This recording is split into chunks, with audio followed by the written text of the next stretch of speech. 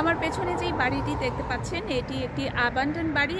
একই সারিতে এরকম 5 থেকে 6টি বাড়ি আছে এবং এই বাড়িগুলোর বৈশিষ্ট্য হচ্ছে পেছনে যে দেখেন যে লতায় পাতায় বাড়িগুলোকে আষ্টেপৃষ্টে বেঁধে রেখেছে, যার জন্য সব সিজন এখানে এসে টের পাওয়া যায়। দেখেন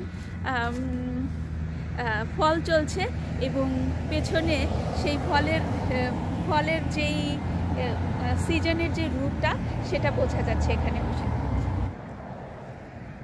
আজকে আমি আগে থেকেই ঠিক করে রেখেছিলাম যে অফিস থেকে বাসায় পায়ে হেঁটে ফিরবো, কারণ প্রকৃতি এত অপরূপ সাজে সেজেছে। বিশেষ করে এই বাড়িগুলোর সামনে এসে প্রকৃতিকে আরও যেন সুন্দর করে উপলব্ধি করা যায়। তো এই বাড়িগুলোতে আসলে কেউ থাকে না। 2017 সাল পর্যন্ত এখানে মোটামুটি মানুষ বসবাস করতো। এরপর থেকেই বাড়িগুলো এরকম পরিত্যক্ত পড়ে আছে। বাড়িগুলো দেখেন একটু কি সুন্দর।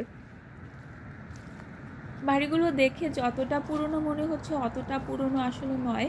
1933 সাল থেকে 1937 সালের মধ্যে বাড়িগুলো তৈরি করা হয়েছিল। তখনকার সময়ে আলবানির বিখ্যাত প্রকৌশলী জেসি লিওনার্দো এগুলো ডিজাইন করেছিলেন।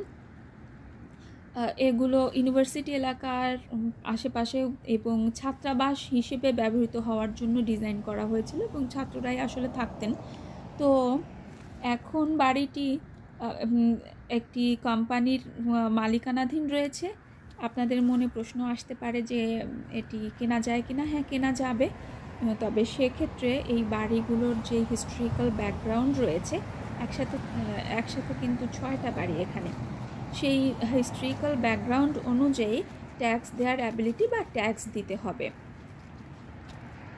তবে পরিকল্পনা করা হচ্ছে, যেহেতু একটা হিস্ট্রিক্যাল ব্যাকগ্রাউন্ড আছে বাড়িগুলোর, সেজন্য পরিকল্পনা করা হচ্ছে বাড়িগুলো অন্য কোথাও নিয়ে যাওয়া যায় কিনা। যাই হোক, বাড়িগুলো কিন্তু বেশ ভালো অবস্থায় আছে। বাইরের জানালা টানালা একটু ভেঙে গেল, ভিতরের কন্ডিশন ভালো, যদিও বিদ্যুৎ সংযোগ নেই এবং পানি সংযোগও নেই আপাতত। দেখেন কি সুন্দর।